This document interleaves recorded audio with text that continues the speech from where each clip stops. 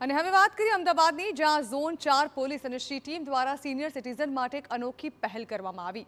અમદાવાદના સરદારનગર વિસ્તારમાં થોડા દિવસ અગાઉ એકલા જીવતા વૃદ્ધાની હત્યાની ઘટનાથી સિનિયર સિટીઝન્સની સુરક્ષાને લઈને સવાલ ઉઠી રહ્યા છે। ત્યારે આ ઘટનાને પગલે હત્યા અને લૂંટની ઘટનાને પગલે ઝોન 4 પોલીસ દ્વારા સિનિયર સિટીઝનની સુરક્ષા વધુ મજબૂત બનાવવા માટે ખાસ બેઠકનું આયોજન કરાયું। આ બેઠકમાં સિનિયર સિટીઝન સાથે સીધી ચર્ચા કરવામાં આવી, જેમાં સિનિયર સિટીઝન સાથે સાયબર ફ્રોડના વધતા બનાવ, તેમની સુરક્ષા અને ઉંમરના લીધે એકલવાયા જીવન અંગે માર્ગદર્શન આપવામાં આવ્યું। સિનિયર સિટીઝનની સુરક્ષાને પગલે પોલીસ અને સી ટીમ તેમના ઘરે વોચ રાખશે। પાડોશી તેમજ ઘરકામ કરવા આવતા લોકો અંગે પણ માહિતી મેળવવામાં આવશે।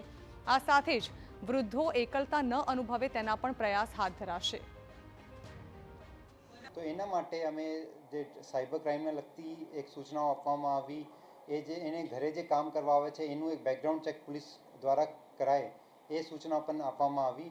અને એને સિવાય અમારી જે સી ટીમ છે રેગ્યુલરલી ઘરે જઈને એને ચેક કરશે, ને ફક્ત ક્રાઇમને લગતા નહીં પણ એને સિવાય પણ એનો એક એકલા પણ દૂર થાય આ રીતે પોલીસે એના ઘરે જઈને એને સાથે સમય વિતાવશે।